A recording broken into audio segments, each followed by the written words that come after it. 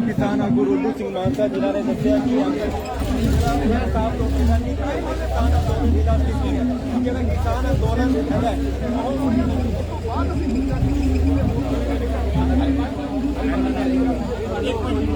करो करो करो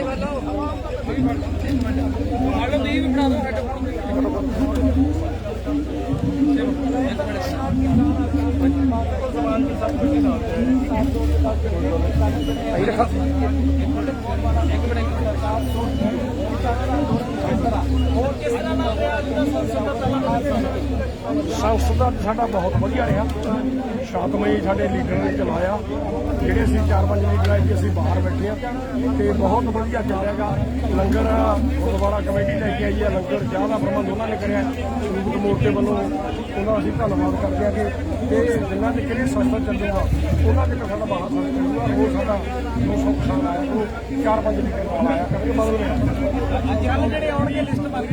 हाँ बन गई ਉਹਦੇ ਸਾਈਨ ਜਿਹੜੇ ਬੰਦੇ ਨੇ ਕਰਨੇ ਨੇ ਉਹ ਅਸੀਂ ਮਤਲਬ ਰਾਜਿਆਂ ਨੂੰ ਦੱਸੂਗਾ ਅੱਜ ਰਾਜਿਆਂ ਦੇ ਸਾਈਨ ਹੋਣੇ ਰਾਜਿਆਂ ਉਸ ਬੰਦੇ ਨੂੰ ਇਕੱਲੇ ਨੂੰ ਦੱਸੂਗਾ ਕਿ ਕੱਲ੍ਹ ਨੂੰ ਤੇਰੇ ਸਾਈਨ ਹੋਣੇ ਉਹ ਨਹੀਂ ਕਰਾਂਗੇ ਉਹ ਕੱਲੇ ਨੂੰ ਫੋਨ ਕੀਤਾ ਜਾਊਗਾ ਤੂੰ ਸਾਈਨ ਕਰੇਗਾ ਉਹ ਨਹੀਂ ਹੋਊਗਾ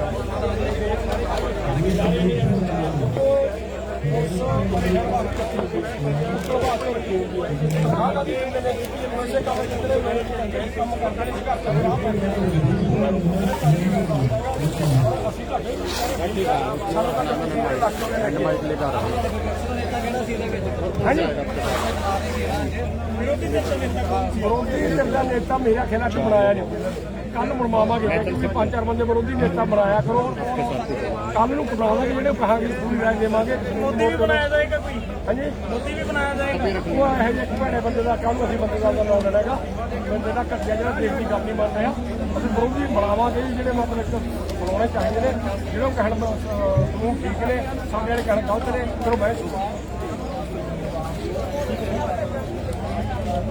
ਬਾਪੂ ਜੀ ਕੀ ਕਹਿਣਾ ਚਾਹੁੰਦੇ ਹੋ ਅੱਜ ਦੇ ਸਾਰੇ ਪ੍ਰੋਗਰਾਮ ਨੂੰ 1 ਮਿੰਟ ਦੇ ਵਿੱਚ ਦੱਸ ਦਿਓ ਪ੍ਰੋਗਰਾਮ ਅੱਜ ਬਹੁਤ ਵਧੀਆ ਹੋਇਆ ਤੇ 200 ਦੇ ਘੱਟੋ ਘੱਟ ਸੰਸਦ ਮੈਂਬਰ ਆਇਆਗਾ ਤੇ ਗੱਲ ਵਧੀਆ ਦੋ ਹੋ ਗਿਆ ਕਿ ਇੱਥੇ ਬਾਹਰ ਸੰਸਦ ਚੱਲ ਗਈ ਇੱਕ ਜਿਹੜਾ ਅੰਦਰ ਆਪਾਂ ਵਿਰੋਧੀ ਪਾਰਟੀਆਂ ਤੋਂ ਵਿਰੋਧ ਕਰਾਉਣਾ ਸਾਰਿਆਂ ਨੂੰ ਗੱਲ ਉਹ ਵਧੀਆ ਅੱਜ ਉਹ ਪਾਰਟੀਆਂ ਸਾਰੀਆਂ ਇਕਜੁੱਟ ਤੇ ਨੇਗੀਆਂ ਜਦ ਕਿ ਮੋਦੀ ਨੂੰ ਬੋਲਣ ਨਹੀਂ ਦੇ ਰਹੇ ਉਹਦੇ ਮਤਲਬ ਖਿਲਾਫ ਬੋਲਦੇ ਨੇ ਮੋਦੀ ਹਜੇ ਤੱਕ ਬੋਲ ਨਹੀਂ ਸਕਿਆ ਤੇ ਬੋਲਣ ਵੀ ਉਹ ਦੇਣਗੇ ਜੇ ਉਹ ਨਾ ਉੱਥੇ ਲੜਨਗੇ ਫਿਰ ਜਿਹੜਾ ਹਾਲ ਭਾਰਤੀ ਜਨਤਾ ਪਾਰਟੀ ਦਾ ਕਰਾਂਗੇ ਵਿਰੋਧੀਆਂ ਦਾ ਕਰਾਂਗੇ ਧੰਨਵਾਦ ਸਨ ਬਾਪੂ ਰੁੱਲੂ ਸਿੰਘ ਮਾਨਸਾ ਜੀ कैंसल नहीं की सो इस करके ये बीजेपी का विरोध इस करके दब के हो रहा कि ये बिल्कुल कैंसल इन्होंने कर सकते सी अपनी संसद हम तां ही लगाई है कि इन्हों की संसद जी है ਉਹਦੇ ਵਿੱਚ ਆਪਣੀ ਸੰਸਦ ਦੇ ਵਿੱਚ ਇਹਦੇ ਵਿਚਾਰ ਤੁਸੀਂ ਦੇਖੋ ਕੈਨੇਡਾ ਦੇ ਵਿੱਚ ਅਮਰੀਕਾ ਦੇ ਵਿੱਚ ਇੰਗਲੈਂਡ ਦੀ ਸੰਸਦ ਦੇ ਵਿੱਚ ਆ ਜਿਹੜਾ ਅੰਦੋਲਨ ਕਿਸਾਨਾਂ ਦਾ ਉਹਦੇ ਬਾਰੇ ਚਰਚਾ ਹੋ ਰਹੀ ਹੈ ਪਰ ਭਾਰਤ ਦੀ ਸੰਸਦ ਦੇ ਵਿੱਚ ਭਾਰਤ ਦਾ ਕਿਸਾਨ ਬੈਠਾ ਉਹਦੀ ਚਰਚਾ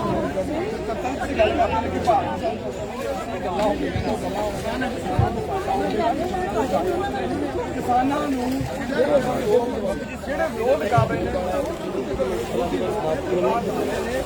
ਸਾਰਾ ਅੱਜ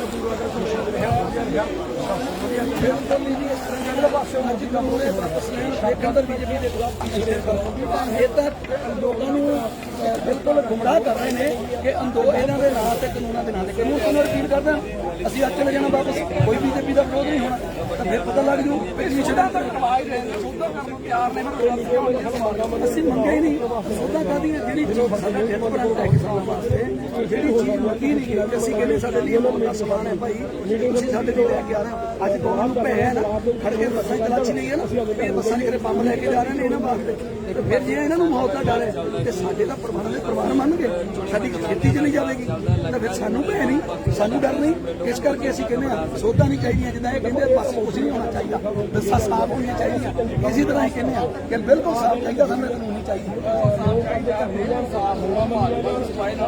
ਬਿਲकुल मैं ਤੁਹਾਨੂੰ ਇਹ ਕਿਹਾ ਹੈ ਪਹਿਲਾਂ ਮੈਂ ਬਾਈਟ ਤੇ ਕਿਹਾ ਕਿ ਜਿਹੜੀ ਜਿੱਦ ਹੈ ਇਹ ਕਿਸੇ ਵੀ ਇਨਸਾਨ ਦੀ ਉਸਦੀ ਉਮਰ ਤੋਂ ਵੱਡੀ ਨਹੀਂ ਹੁੰਦੀ ਤੇ ਰਾਜਨੀਤਿਕ ਪਾਰਟੀ ਦੀ ਜਿਹੜੀ ਸਰਕਾਰ ਹੋਵੇ ਸੱਤਾ 'ਚ ਉਹਦੀ ਜਿਹੜੀ ਧਰਮ ਤੋਂ ਉੱਪਰ ਜਿੱਦ ਨਹੀਂ ਹੁੰਦੀ ਤੇ ਕੋਈ ਗੱਲ ਨਹੀਂ ਇਹਨਾਂ ਦੇ 5 ਸਾਲ ਪੂਰੇ ਹੋ ਜਾਣਗੇ ਇਹਨਾਂ ਦੀ ਜਿੱਦ ਖਤਮ ਹੋ ਜਾਏਗੀ ਜਦੋਂ ਕਿ ਸੱਤਾ ਇਹਨਾਂ ਦੀ ਖਤਮ ਹੋ ਜਾਏਗੀ ਸਾਹਿਬ ਬਹੁਤ ਵਧੀਆ ਬੀਜੇਪੀ ਨੂੰ ਆਇਆ ਕਹਿੰਦੇ ਅਸੀਂ ਸਾਡਾ ਟਿਕਟਾਂ ਲਵਾਂਗੇ ਕਾਹਦੇ ਲਈ ਟਿਕਟਾਂ ਦੇਵਾਂਗੇ? ਕਿਸਾਨ ਇਹਨਾਂ ਤੋਂ ਟਿਕਟਾਂ ਕਾਹਦੇ ਲੈਣਗੇ?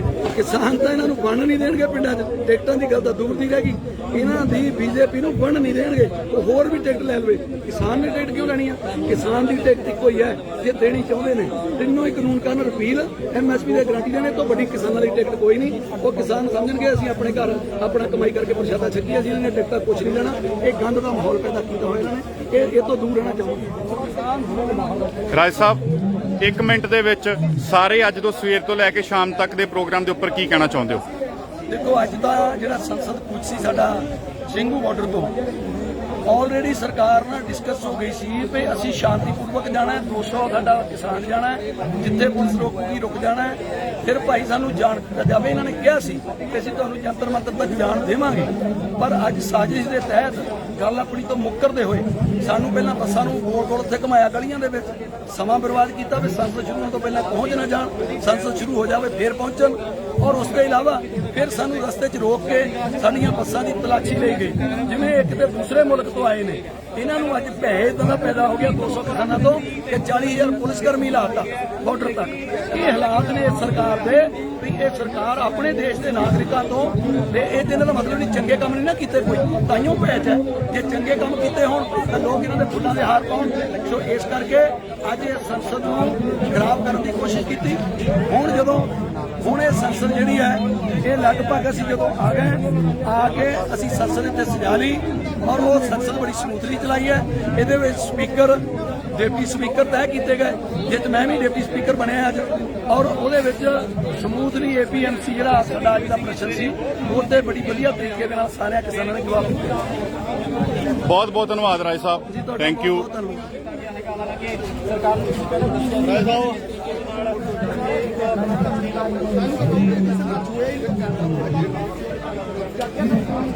ਇੰਟਰਵਿਊ ਕਰਨੀ ਤੇਰੀ ਕੱਲ ਬਦਲ ਕੇ ਆਣਗੇ ਨਾ।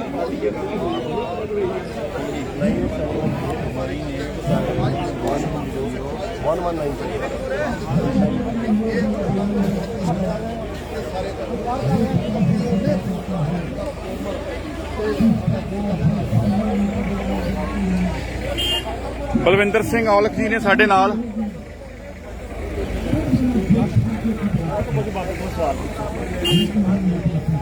ਔਲਖ ਸਾਹਿਬ, ਅੱਜ ਦੇ ਸਾਰੇ ਪ੍ਰੋਗਰਾਮ ਨੂੰ ਕਿਸ ਤਰੀਕੇ ਨਾਲ ਦੇਖਦੇ ਹੋ? ਅੱਜ ਦੇਖੋ ਜੀ, ਪਾਰਲੀਮੈਂਟ ਦੀ ਸੰਸਦ ਚੱਲਦੀ ਹੈ ਤੇ ਇੱਕ ਅੱਜ ਸਾਡੀ ਕਿਸਾਨਾਂ ਦੀ ਸੰਸਦ ਚੱਲੀ ਆ ਪਾਰਲੀਮੈਂਟ ਦੇ ਬਾਹਰ। ਫਰਕ ਇਹ ਆ ਵੀ ਪਾਰਲੀਮੈਂਟ 'ਚ ਸਿਰਫ ਝੂਠ ਵੱਜਦਾ, ਉੱਥੇ ਝੂਠ ਬੋਲ ਕੇ ਬਿੱਲ ਪਾਸ ਹੁੰਦੇ ਆ ਵੀ ਆ ਸਹੀ। ਪਰ ਇੱਥੇ ਅੱਜ ਦੁੱਧ ਦਾ ਦੁੱਧ ਤੇ ਪਾਣੀ ਦਾ ਪਾਣੀ ਨਿਤਾਰਿਆ ਗਿਆ ਵਾ। ਸਾਡੇ ਕਿਸਾਨ ਵੀਰਾਂ ਨੇ ਕੱਲੇ ਐਕਟ ਤੇ ਗੱਲ ਕੀਤੀ ਆ ਤੇ ਸਾਰੇ ਐਕਟਾਂ ਨੇ ਦੱਸਿਆ ਵੀ ਜਿਹੜੀਆਂ ਸਾਡੀਆਂ ਮੰਡੀਆਂ ਤੋੜਨੀਆਂ ਚਾਹੁੰਦੇ ਆ, ਜਿਹੜੀ ਸਾਡੇ ਤੋਂ ਕਿਸਾਨੀ ਖੋਣੀ ਚਾਹੁੰਦੇ ਆ, ਜਿਹੜੀ ਸਾਡੇ ਤੋਂ ਜ਼ਮੀਨ ਖੋਣੀ ਚਾਹੁੰਦੇ ਆ, ਉਹਦੇ ਉੱਤੇ ਸਾਰੀਆਂ ਅੱਜ ਵਾਰਤਾ ਹੋਈ ਆ। ਠੀਕ 12 ਵਜੇ ਤੋਂ ਲੈ ਕੇ 5 ਵਜੇ ਤੱਕ ਲਗਾਤਾਰ ਸੰਸਦ ਚੱਲਿਆ। ਸੰਸਦ ਦੇ ਵਿੱਚ ਕਿਸਾਨ ਸੰਸਦ ਚੱਲਿਆ, ਉਹਦੇ ਵਿੱਚ ਬਹੁਤ ਵਧੀਆ ਗੱਲਾਂ ਹੋਈਆਂ ਵਾ। ਇਹ ਕਰਕੇ ਜਿਹੜੀ ਸਰਕਾਰ ਦਾ ਸੰਸਦ ਵਾ ਉਹਨੂੰ ਝੂਠਾ ਸਾਬਤ ਕੀਤਾ ਗਿਆ ਅੱਜ। ਤੇ ਉੱਥੇ ਸਿਰਫ ਤੇ ਸਿਰਫ ਝੂਠ ਬੋਲਣ ਵਾਲੇ ਆ। ਜਿਹੜੇ ਵੀ ਉੱਥੇ ਵਿਰੋਧੀ ਧਿਰ ਦੇ MP ਬਹਿੰਦੇ ਆ ਜਾਂ ਪਾਰਟੀ ਦੇ MP ਬਹਿੰਦੇ, ਸਾਰਿਆਂ ਨੂੰ ਬੇਨਤੀ ਕਰਦੇ ਆ ਵੀ ਇਹ ਕਾਨੂੰਨਾਂ ਤੇ ਬੋਲੋ ਤੇ ਸੱਚ ਬੋਲੋ। ਇਹਨਾਂ ਨੂੰ ਰਿਪੀਲ ਕਰਾਓ। ਇਹ ਰਿਪੀਲ ਕਰਾਓਗੇ ਤਾਂ ਤੁਹਾਡੀ ਸਰਕਾਰ ਦੀ ਖਲਾਸੀ ਹੋਣੀ ਆ, ਉਹਨਾਂ ਚਿਰ ਨਹੀਂ ਖਲਾਸੀ ਹੋਊਗੀ। ਬਹੁਤ ਬਹੁਤ ਧੰਨਵਾਦ। ਇਹ ਸਨ ਸਾਡੇ ਨਾਲ ਬਲਵਿੰਦਰ ਸਿੰਘ ਔਲਖ ਜੀ। ਹੁਣ ਮੈਂ ਗੱਲ ਕਰੂੰਗਾ, ਸਾਡੇ ਨਾਲ ਨੇ ਹਰਿਆਣੇ ਤੋਂ ਵਿਕਾਸ ਸੀਸਰ ਜੀ।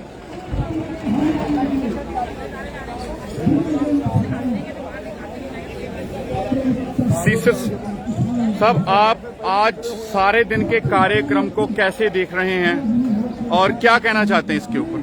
देखिए, मेरे 2 नजरिए हैं इस कार्यक्रम को देखने के। एक नजरिया तो ये है जो किसान मोर्चे की वो बिल्कुल सक्सेसफुल हुई है। जिस प्रकार से हमने कहा था कि शांतिपूर्ण तरीके से जाएंगे, हमने शांतिपूर्ण तरीके से चलाया है और शांतिपूर्ण तरीके से पैरेलल संसद, यहाँ देश की संसद के पैरेलल संसद चली है। और दूसरा नजरिया ये है जिस तरीके से हमें यहाँ लाया गया है बसों के अंदर बैठ के, और जहाँ जो पीछे और जो रास्ते में जिस प्रकार से बहुत मैं ये कहना चाहूंगा कि ये संसद चली है, हमने देश की संसद को संदेश दिया कि अभी हम संसद के बाद रोड के ऊपर बैठे अपने अधिकारों की लड़ाई लड़ रहे हैं। अगर आपने हमारी बात को नहीं सुना तो आने वाले समय में ऐसा ना हो कि आप सड़क के ऊपर हो, जो सड़क के ऊपर जो लोग बैठे हैं वो संसद के ऊपर हो। और ये जो संसद चली है आज सारा दिन, उस संसद में केवल कानून वापसी की ही बात नहीं हुई। जिस प्रकार से देश की संसद में हर विषय के ऊपर बातचीत हुई है, यहाँ हर विषय के ऊपर बातचीत हुई है, यहाँ संविधान को बचाने की बातचीत हुई है, या लोकतंत्र को बचाने की बातचीत हुई है, या शिक्षा के ऊपर बातचीत हुई है, स्वास्थ्य के ऊपर बातचीत हुई है, यहाँ कानून व्यवस्था के ऊपर बातचीत हुई है। यहाँ मुझे ऐसा लगा कि जैसे जो संसद के अंदर बैठे जो सांसद हैं उनके पास अगर हमारे किसान नेताओं की आधी भी बुद्धि हो तो मैं समझता हूं कि देश जो है 4 गुना विकास कर सकता है। इस देश का किसान और मजदूर खुशहाल रह सकता है। उसके बावजूद भी मैं अपील करना चाहूंगा मेरे हरियाणा और पंजाब के किसान साथियों से, विशेषकर क्योंकि मेरा इलाका हरियाणा पंजाब से लगता है। साथियों, जोर लगाओ, बहुत ज्यादा जोर लगाने की आपको आवश्यकता है। धरनों के ऊपर संख्या बढ़ाओ। यहाँ 200 की बजाय 2 लाख के साथ जिस दिन संसद के अंदर आएंगे उस दिन मुझे लगता है कि कोई समाधान हमें मिलेगा, कोई न कोई सरकार को झुकाने का कार्य हम करेंगे। और तब तक ये संसद चलती रहेगी। ऐसे ही हम 200 लगातार यहाँ आते रहेंगे, अपनी आवाज उठाते रहेंगे, अपनी बात को मीडिया के माध्यम से उठाते रहेंगे, लेकिन हमें और ज्यादा जोर लगाने की जरूरत है। जय जवान जय